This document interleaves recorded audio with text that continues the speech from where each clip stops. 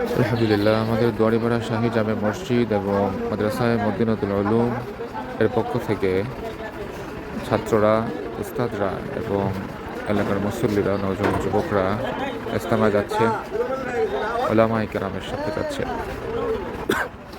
আমরা উলামায়ে কেরামের সাথে আছি, এটা ইমানি বক্তব্য।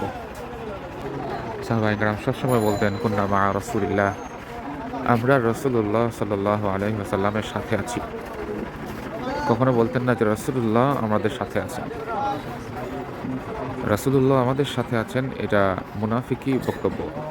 আর সাহাবায়ে কেরামের বক্তব্য ছিল, ওয়ালাইকুম আসসালাম, কুন্না মা রাসূলিল্লাহ, আমরা রাসূলুল্লাহ সাল্লাল্লাহু আলাইহি ওয়াসাল্লামের সাথে আছি।